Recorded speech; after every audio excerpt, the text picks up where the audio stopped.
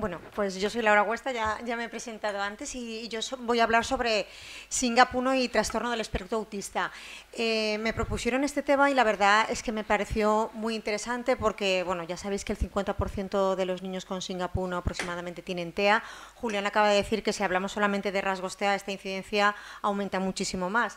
Pero bueno, yo creo que también el trastorno del espectro autista sin causa sindrómica, sin causa genética, es un trastorno que cada vez es más frecuente en nuestro medio. Cerca del 1 o 2% de los niños de nuestra población tienen TEA y yo creo que como sociedad tenemos que hacer un esfuerzo por saber más del trastorno y por saber cómo diagnosticarlo y manejarlo. Así que bueno, este es el guión de la sesión. Empezaremos hablando de SINGAP 1 muy brevemente. Ya lo ha dicho Juliana, las características clínicas del síndrome son variadas. Lo que sí que sabemos es que el 100% de los niños con SINGAP 1 van a tener retraso psicomotor, que cuando ya cumplan 5 o 6 años hablaremos de discapacidad intelectual, desde grados leves hasta grados más graves. Cerca de un 80% tendrán epilepsia, pero bueno, va también a haber otras manifestaciones clínicas como el trastorno del espectro autista, que van a estar presentes en nuestros pacientes SINGAP 1. ¿Y por qué puede ser que los pacientes SINGAP 1 tengan trastorno del espectro autista? Pues como bien ha dicho Juliana, la alteración en la sinapsis neuronal, que es el mecanismo fisiopatológico de este síndrome, ya nos da una justificación más que de sobra para saber que ese cerebrito del niño con SINGAP 1 va a poder producir un trastorno del espectro autista. Pero este estudio que se publicó en 2023 hablaba que no era solamente esa alteración en la sinapsis neuronal lo que podía causar trastorno del espectro autista en niños, sino que también las células de la glía radial, que son las que forman la corteza cerebral, las que construyen la corteza cerebral, contenían la proteína codificada por SINGAP 1 y por tanto una mutación en este gen pues podía dar una alteración de la formación de la corteza cerebral. Yo siempre explico que si la corteza cerebral es como un empedrado, un suelo empedrado, pues ese suelo tiene baldosas rotas o baldosas mal colocadas que va a hacer que ese cerebro no funcione bien. Porque ¿cómo es el cerebro del niño con TEA? Bueno, pues sabemos que el cerebro del niño con TEA es un cerebro aumentado de tamaño. Nosotros en la consulta de neuropediatría tenemos la manía de medir siempre la cabecita a los niños, incluso aunque sean mayores, y sabemos que los niños con TEA suelen tener perímetros cefálicos con percentiles mayores a la población general. Tienen una alteración en la corteza cerebral, concretamente en la zona prefrontal, que es la zona del cerebro encargada de controlar los impulsos, y de ahí mucha de la sintomatología TEA. También se ha demostrado una disminución de la sinapsis cerebral como tienen nuestros pacientes SINGAP 1 y también se habla de una disminución de células del cerebelo. Así que bueno, vamos a conocer un poquito más del trastorno del espectro autista, porque a veces nosotros como neuropediatras, lo decía también antes Juliana, a veces es un espectro de síntomas que no sabemos muy bien si catalogarlo dentro de un trastorno de neurodesarrollo o no sabemos si es solo un retraso psicomotor, si es un trastorno del espectro autista, si es un TDAH. A veces incluso coexisten los síntomas y pueden tener más de estos trastornos del neurodesarrollo. Bueno, pues el DSM-5, que es el manual de diagnóstico que se actualizó en 2013 por la Sociedad Americana de Psiquiatría Infantil, estableció que estos eran los criterios para decir que una persona tenía trastorno del espectro autista. Tenemos que tener síntomas del grupo 1 y síntomas del grupo 2. No es necesario que tengamos todos los síntomas, pero sí que hay que tener una deficiencia en la comunicación social y en la interacción social y presencia de comportamientos, intereses y actividades restringidas y repetitivas. ¿Y qué es esto? Pues en primer lugar, una deficiencia en la comunicación e interacción social es que haya una alteración en la reciprocidad socioemocional. ¿Cómo nos manifestamos nosotros socioemocionalmente? Hablando. Los niños con TEA pueden desde no emitir ninguna palabra hasta hacer frases largas y tener un lenguaje, pero ser una comunicación afectada, tener un lenguaje muy literal, una comunicación poco espontánea, solo hablan por necesidad, porque les preguntas, pero no tienen ese interés de comunicarse.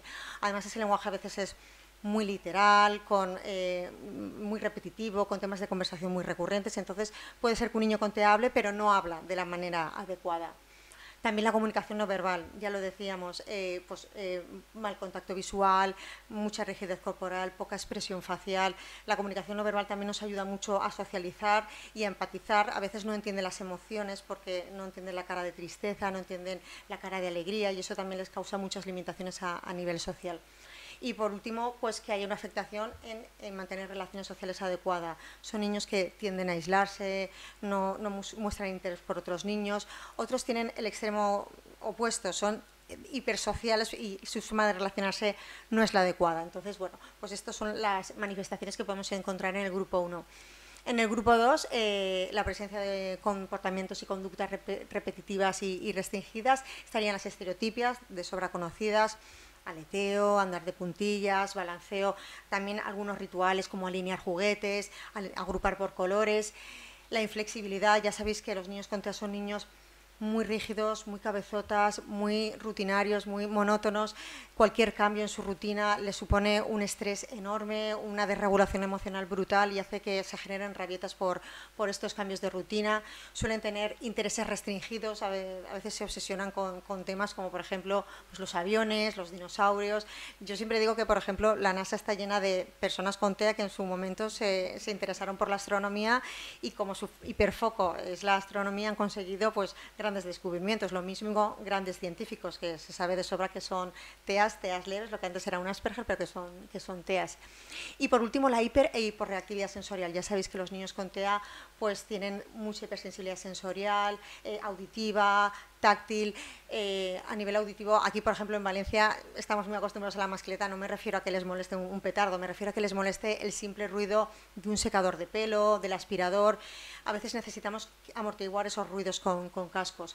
Y la hipersensibilidad táctil a veces la notamos pues porque les molesta la arena, y que les mojes el pelo con el agua de la ducha, un simple abrazo, la ropa apretada, los calcetines prietos, las cinturillas de la goma de los pantalones.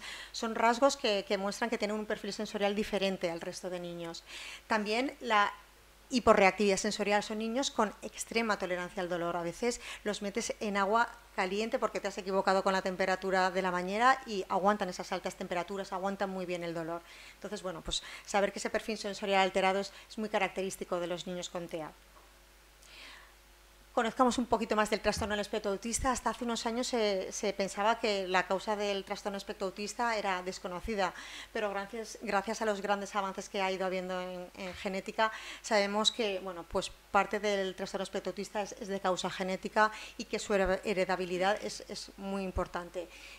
Se dice que nosotros a todo niño que diagnosticamos de trastorno del espectro autista, como neuropediatras, estamos obligados a pedirles una prueba genética y se calcula más o menos que con las pruebas genéticas que pedimos en la actualidad, básicamente CGH, RAI y exoma clínico, diagnosticamos un 30% de TEAs de causa genética, que eso seguramente conforme vayamos pidiendo más pruebas esa cifra aumentará.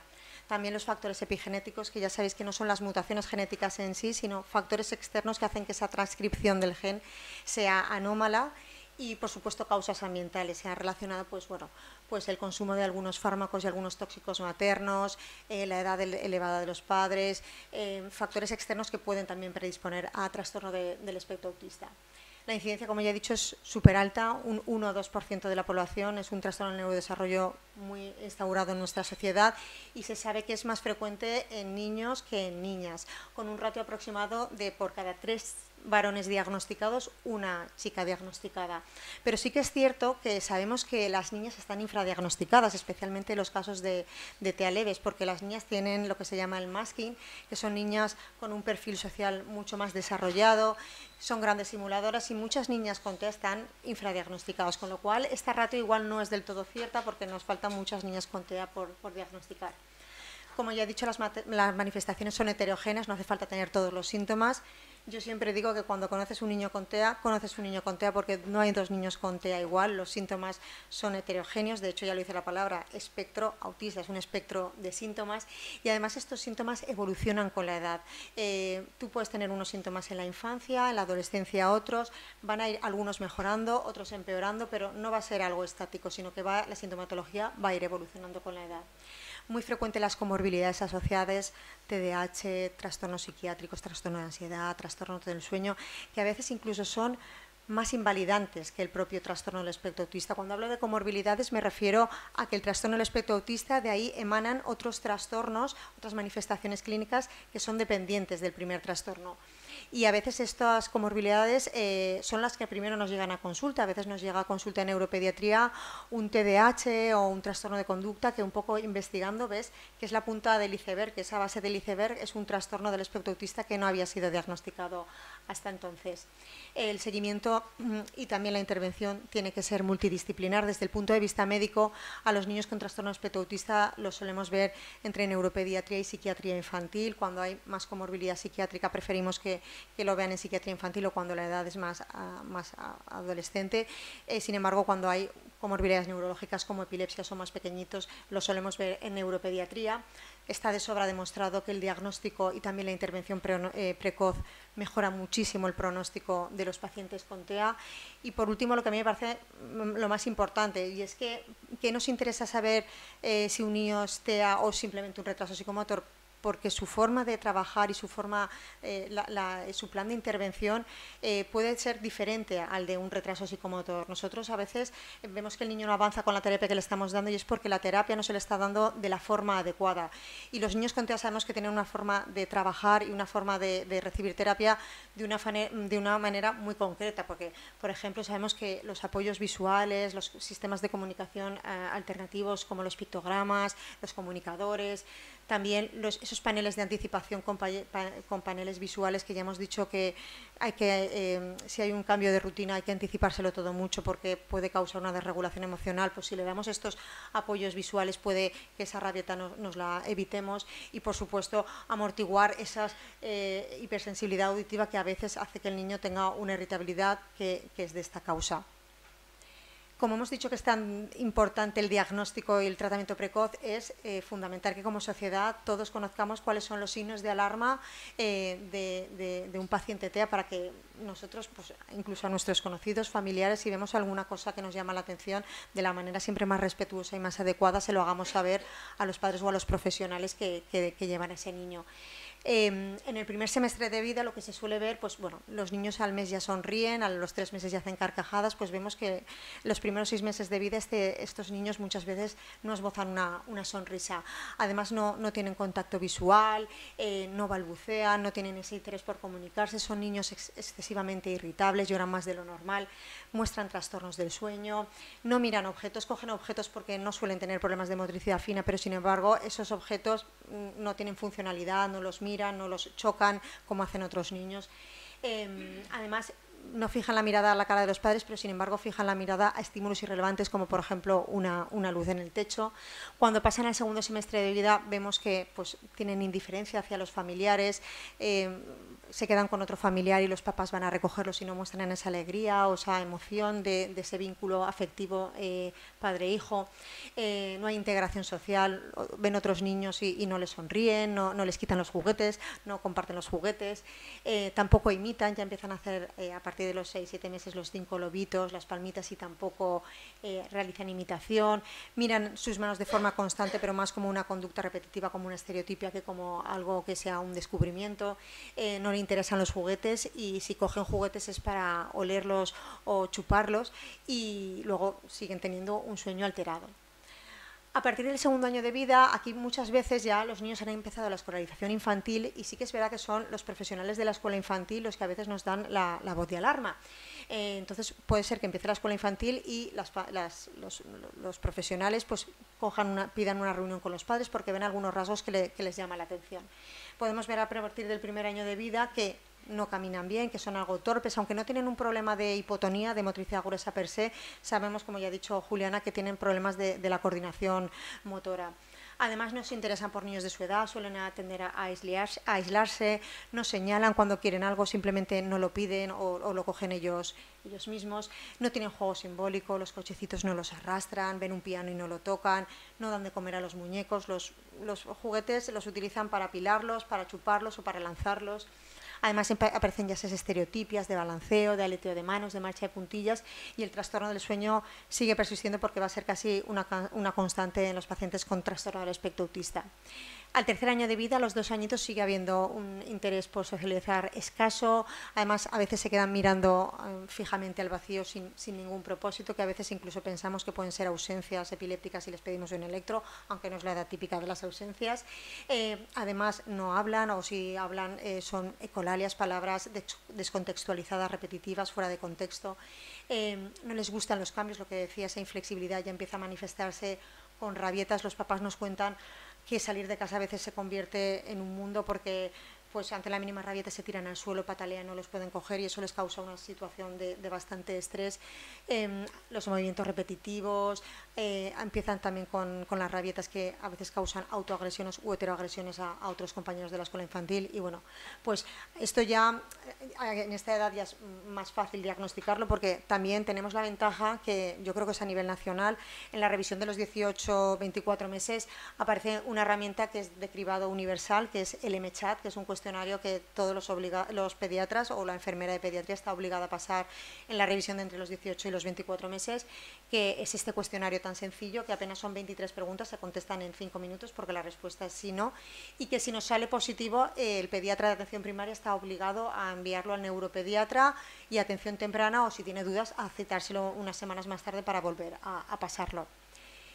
¿Y cómo es el diagnóstico del niño con TEA? Bueno, pues el diagnóstico del niño con TEA no hay ninguna prueba complementaria, no hay ninguna analítica, ninguna resonancia, nada que nos diga es TEA o no es TEA. Lo que se necesita para diagnosticar TEA son personas. Es un equipo multidisciplinar formado por un neuropsicólogo, por un logopeda y por un terapeuta ocupacional que evidentemente encabezados por un neuropediatra, que es el que lo envía a ese equipo multidisciplinar, empiezan a hacer pues una observación clínica, ya sea en consulta o yendo al colegio a ver a los niños, a veces también piden vídeos a las familias, a pasar unas escalas cognitivas de lenguaje, también estas escalas específicas de TEA, el A2 y el ADR, y después de esa valoración que nosotros tenemos una unidad específica aquí en el Hospital de Manises de diagnóstico de TEA, invierte más de 20 horas en hacer la valoración a los niños, después de esa valoración tan exhaustiva se acaba concluyendo si el paciente tiene un trastorno del espectro autista o no lo tiene.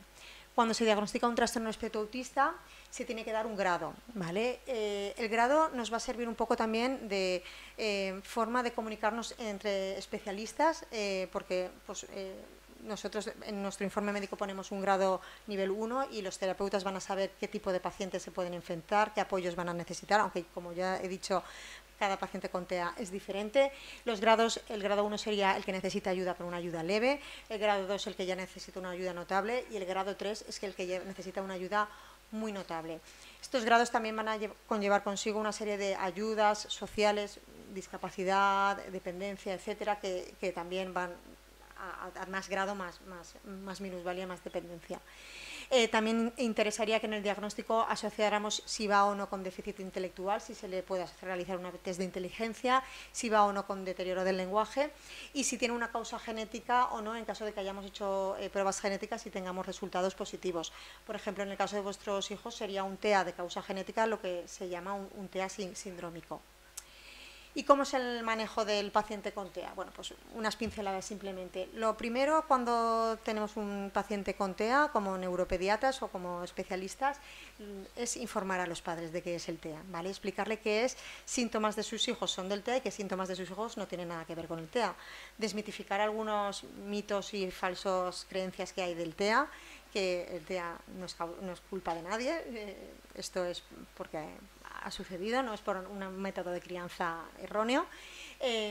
Y luego también muy importante los pasos a seguir tras el diagnóstico. Yo siempre les digo que después de mi consulta se vayan a coger cita con la trabajadora social, porque ya sabéis que en España todos los temas de ayudas sociales van muy lentos y cuanto antes se gestionen, mucho mejor. Buscar terapeutas formados en el manejo de niños con TEA. Hoy en día todos los terapeutas tienen muchísima formación en TEA, pero si podemos buscar los terapeutas que sepan manejar niños y niños con TEA, mucho mejor. Las figuras van a ser pues, las mismas que se encargaron de la valoración: neuropsicología, terapeuta ocupacional y logopeda. Hay que diseñar un plan de intervención individualizado, cada niño con TEA es diferente y cada uno va a tener unas necesidades, intentando trabajar esos déficits, pero también empoderado esas fortalezas. La mamá de Gina decía, por ejemplo, que es muy musical, pues muchas veces a través de la música se puede enseñar formas de comunicarse.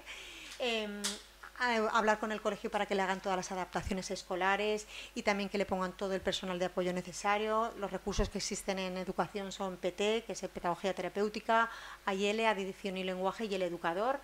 Y también estar pendiente de algunas comorbilidades que pueden aparecer en el trastorno del espectro autista y que sí que pueden beneficiarse de tratamiento farmacológico. Está claro que siempre la última opción va a ser la farmacológica, siempre vamos a abogar por las terapias, pero a veces el tratamiento farmacológico nos puede ayudar a que estas terapias sean más fructíferas, porque si tenemos un TDAH, un trastorno de conducta que hace que los terapeutas nos digan es imposible trabajar con el niño, pues a veces con el tratamiento farmacológico se pueden beneficiar de estas mejoras. Y por último y más importante, involucrar a los padres en la terapia. Yo siempre digo que al final los padres son los mejores terapeutas de sus hijos porque son los que más los conocen, los que están también en el ambiente más cómodo para ellos y al final se acaban convirtiendo en verdaderos logopedas y terapeutas ocupacionales. Y ya para concluir, he diseñado un poco este timeline por épocas de la vida del niño. Bueno, este timeline seguiría hasta abajo, hasta la edad adulta, pero como soy pediatra me queda en la adolescencia. Pero nada, en la primera infancia lo que tenemos que trabajar un poquito más, lo que tenemos que enfatizar un poquito más es en estimular la comunicación, porque sabemos que eso va a ser una puerta para socializar, para el área cognitiva, y si no podemos lograr mediante técnicas de logopeda que el niño emita palabras, debemos de buscar sistemas de comunicación alternativo, comunicadores, pictogramas, etcétera, que nos pueden ayudar a que el niño con unos gestos o enseñándonos un pictograma sepamos qué es lo que nos quiere decir. También los apoyos visuales que hemos dicho para anticipar y evitar esas rabietas que les causa la frustración de un cambio de rutina. También manejar la desregulación emocional con recompensas sencillas. No vamos a poder hacer grandes negociaciones con ellos. Lo que decía la madre de Gina, tiene una rabieta, le doy el pictograma de los espaguetis, que sé que eso la autorregula mucho. Y adaptar los entornos, pues sabemos que ese entorno es un entorno hipersensorial para él, intentar adaptarlo. En la época escolar, cada época va a ser una transición para el niño y como ya hemos dicho que los cambios los desregulan muchísimo, tenemos que estar muy atentos a esos cambios. Al paso a primaria y a la escolarización, pues bueno, a veces es un entorno para ellos un tanto hostil, muchos niños, mucho bullicio y bueno, tenemos que intentar que el entorno escolar sea conocedor del trastorno, que se lo adapte lo máximo posible y también dependiendo del grado de capacidad intelectual de los niños, que los aprendizajes pues sean adaptados a ellos. No podemos darle las exigencias de que aprendan a leer o a escribir porque cada niño con TEA va a llevar su ritmo. También será el momento en ocasiones de plantear tratamiento farmacológico, muy especialmente a los 6 añitos, 7 nos planteamos el tratamiento del TDAH porque nos puede dar alguna ventaja. Y también, como decía la madre de Gina, dar tiempo para el ocio y para actividades lúdicas. Es muy importante que además de las terapias, además de la escuela, hagan actividades como, bueno, aquí tenemos en Valencia la Fundación Acabá y la Fundación Esportea que está hoy con vuestros hijos, que hagan natación, deportes adaptados, porque va a ser también una herramienta y una oportunidad muy poderosa de interaccionar con otros niños. Y ya por último la adolescencia, que es una época durísima para el niño con TEA, es una época de cambios hormonales, de a veces no encajar en determinados círculos, puede causar problemas de acoso escolar, de bullying. Bueno, tenemos que estar muy atentos de esas habilidades sociales. Es momento de que, si no lo hemos hecho hasta ahora, porque nos hemos enfatizado más en la comunicación y en el aprendizaje, apuntarlos a talleres de habilidades sociales que ayuden a relacionarse con otros niños, a fomentar también la autonomía, porque muchas veces los tenemos pues en una burbuja y tienen que aprender pues a ser un poco más autónomos, a salir un poco del caparazón, porque a veces son capaces de hacer más cosas de las que creemos. Y por último, muy importante, vigilar la autoestima, porque a veces la salud mental, como ya tiene su trastorno, creemos que todo es por sus limitaciones y a veces también tienen una comorbilidad de un trastorno ansioso, un trastorno depresivo, un trastorno del estado de ánimo que requiere una valoración por un psiquiatra infantil. Así que, bueno, quería acabar con esta frase porque, bueno, ya lo he dicho al principio, yo la verdad es que de familias como vosotros aprendo mucho en mi consulta día a día de vuestra fortaleza, de vuestro tesón, de vuestra lucha día a día y quería acabar con esta frase de que la verdadera fuerza no radica en no caer nunca, sino en levantarse cada vez que caemos y en cada paso y enseñar a los demás que todo es posible. Y tener esta reunión por sexto año consecutivo es una muestra de que todo es posible, con esfuerzo.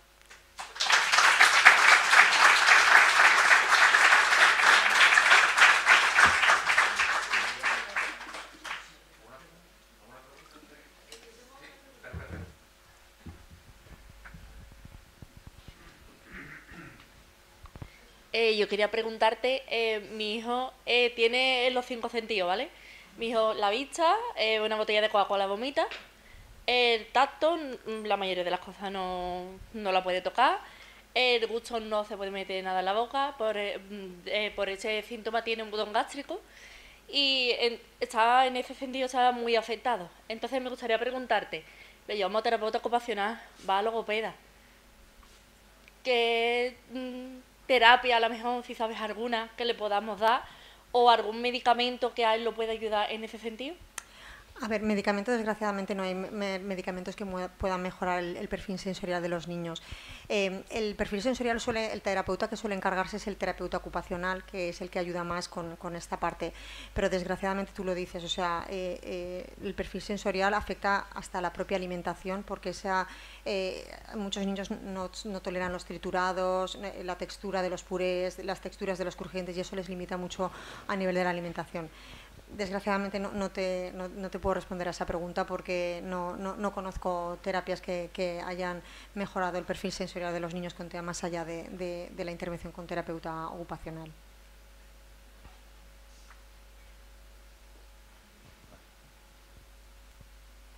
¿No hay ninguna otra pregunta? ¿No? Pues muchísimas gracias, Nada. Laura. Un placer.